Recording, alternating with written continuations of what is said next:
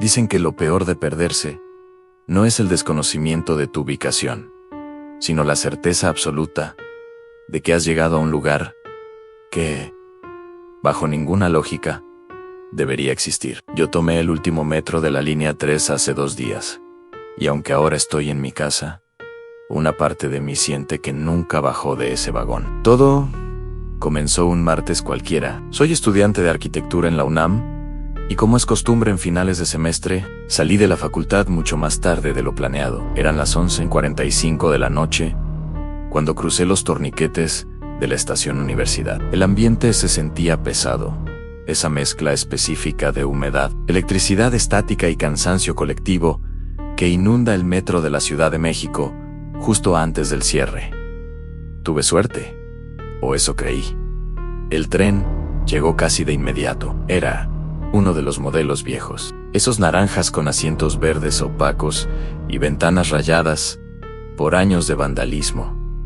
Me subí al penúltimo vagón. Estaba prácticamente vacío, salvo por un señor dormido, abrazando una mochila en el extremo opuesto, y una pareja susurrando cerca de la puerta. Me senté, recargué la cabeza contra el cristal frío y sentí como el leve vaivén del tren comenzaba a arrullarme. Solo cerraré los ojos hasta llegar a Valderas, pensé. Fue el error más grande de mi vida. No sé cuánto tiempo dormí, pero me despertó un cambio brusco en la temperatura.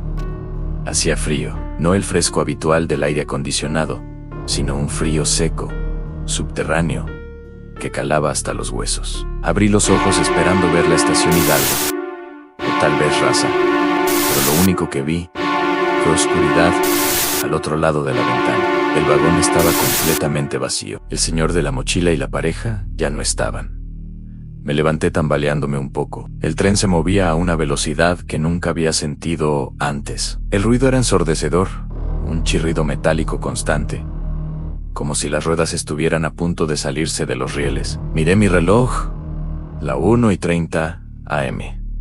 Eso era imposible. El servicio termina a la medianoche. El tren debería estar detenido en los talleres, no corriendo como una bestia desbocada por un túnel sin fin. Saqué mi celular, con manos temblorosas, sin servicio. Ni siquiera permitía llamadas de emergencia. Fue entonces cuando levanté la vista hacia el mapa digital.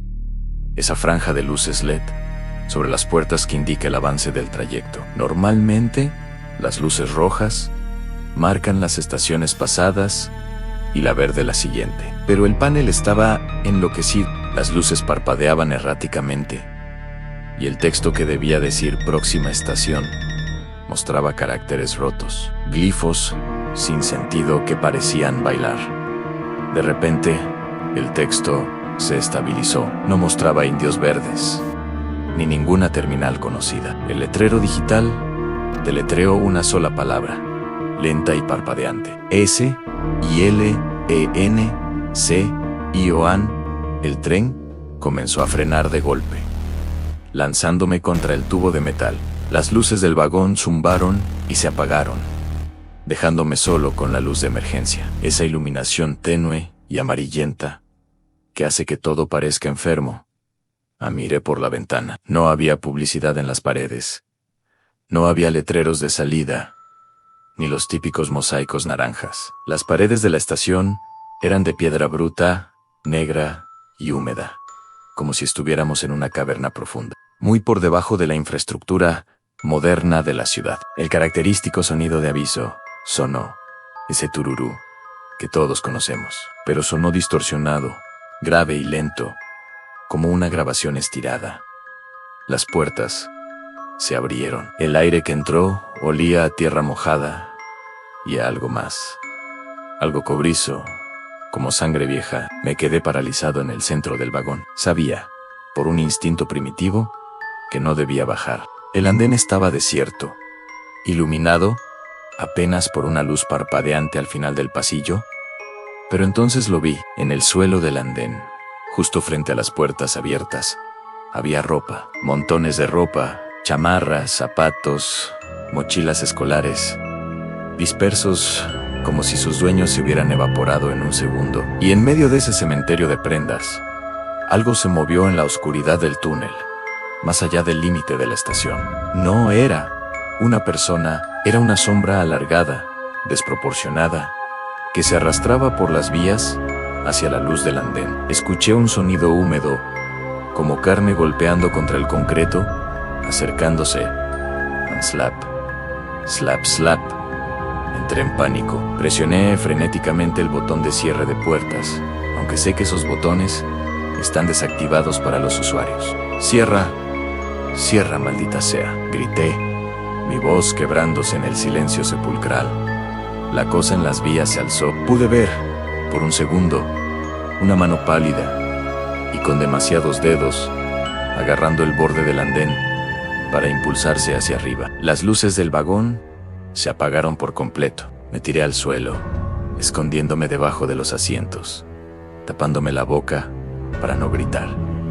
Escuché como algo entraba al vagón, pasos pesados, arrastrados. Sentí una respiración helada cerca de mis pies. La presencia se detuvo justo en el pasillo donde yo estaba escondido. Podía escuchar un gorgoteo bajo, como si intentara hablar o respirar con los pulmones llenos de líquido. Cerré los ojos con tanta fuerza que vi estrellas, rezando a un Dios en el que no pensaba desde niño. El sonido de la respiración estaba justo encima de mí. Sentí una mano fría rozar mi tobillo. Y entonces el tururú sonó de nuevo, esta vez con su tono normal y alegre. Las puertas se cerraron de golpe. El tren arrancó con una sacudida violenta. No me atreví a abrir los ojos, ni a salir de debajo del asiento, hasta que sentí la luz del sol golpeando mis párpados. Cuando finalmente tuve el valor de mirar, el vagón estaba lleno. Eran las 7:00 de la mañana. La gente iba a sus trabajos, revisando sus celulares, ignorando al chico pálido y temblando que salía de debajo de un asiento. Bajé en la estación Zapata, tropezando, sintiendo ganas de vomitar. Nadie me miró raro, nadie notó nada, pero cuando llegué a mi departamento y me quité los calcetines para meterme a bañar, el terror me golpeó de nuevo, más fuerte que en el túnel. En mi tobillo derecho, justo donde sentí ese roce helado, no había una marca normal. Había una huella de mano perfecta, amoratada, como un moretón profundo. Pero lo que me impide dormir, lo que me hace mantener las luces encendidas cada noche, no es el moretón en sí, es el hecho de que la huella tiene 6 dedos. No sé dónde estuve esas 5 horas perdidas. No sé qué estación era esa, pero a veces, cuando estoy en silencio en mi cuarto, juraría que escucho ese tururú distorsionado y grave sonando muy lejos, llamándome de vuelta. No mires hacia afuera cuando el metro se detiene. Historia final.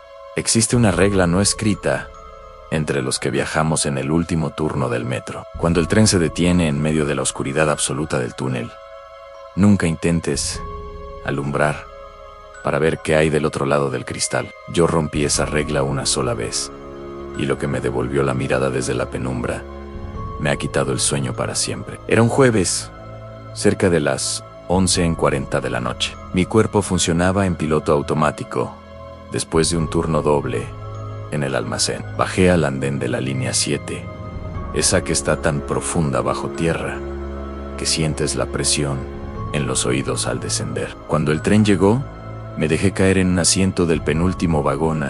Estaba casi vacío, solo un par de estudiantes dormidos al fondo y una señora Mayo, cabeceando cerca de la puerta. Cerré los ojos, confiando en que el sonido de las ruedas me arrullara hasta llegar a casa. Todo iba normal hasta que, entre estaciones, el tren dio un jalón seco y violento. Un chirrido metálico agudo hizo vibrar el suelo y nos detuvimos en seco, atrapados en las entrañas de la tierra. Segundos después, las luces principales murieron. El vagón quedó en una penumbra grisácea, iluminado solo por las pálidas luces de emergencia. El silencio se volvió absoluto. No se oía el aire acondicionado, ni el compresor, solo el tic-tac del metal, enfriándose, y mi propia respiración. El calor comenzó a subir, volviendo el aire denso y sofocante.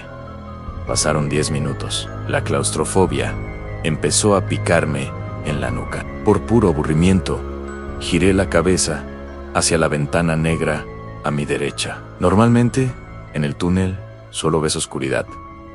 Pero esta vez, noté una masa sólida ahí fuera. Entorné los ojos y me di cuenta de que había otro tren detenido en la vía paralela, a escasos 2 metros de distancia. Estaba completamente a oscuras, como un ataúd de acero olvidado. Pero mientras mis ojos se adaptaban, empecé a distinguir formas dentro.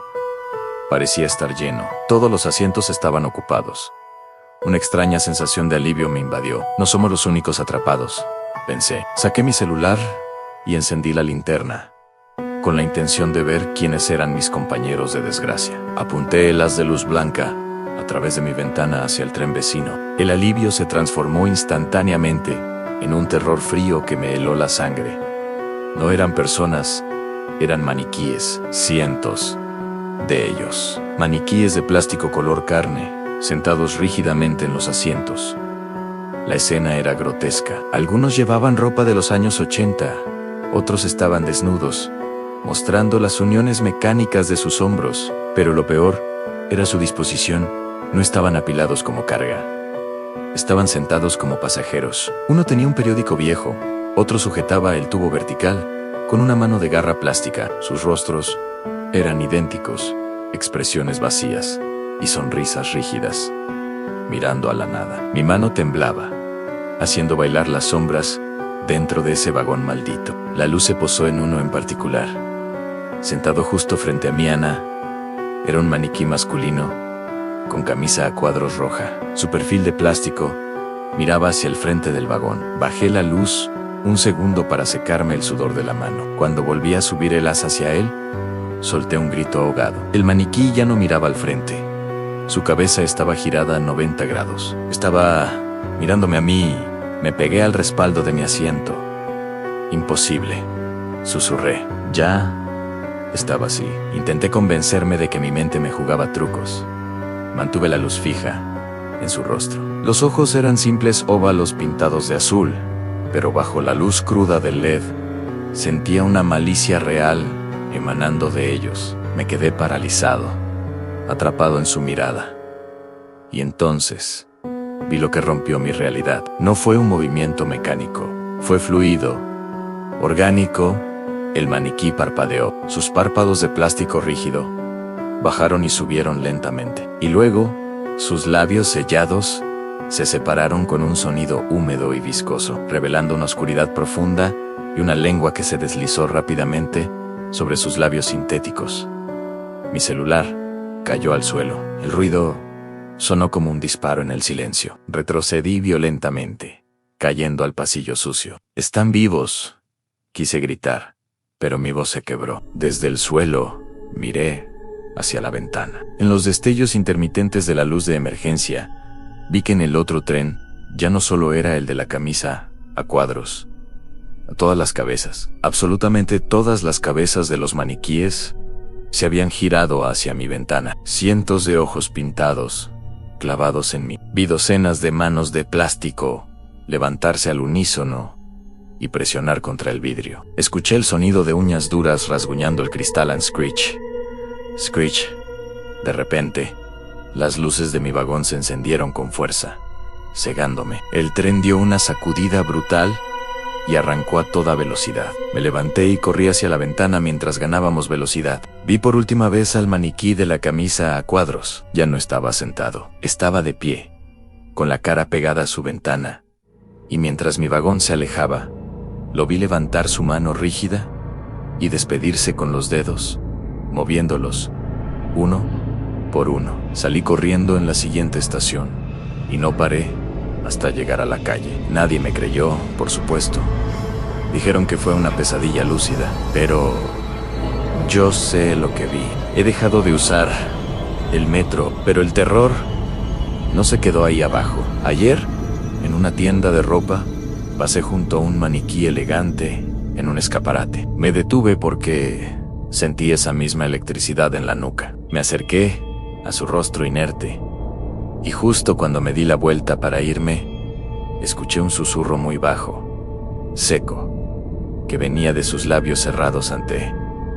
Vimos abajo. Te veremos pronto.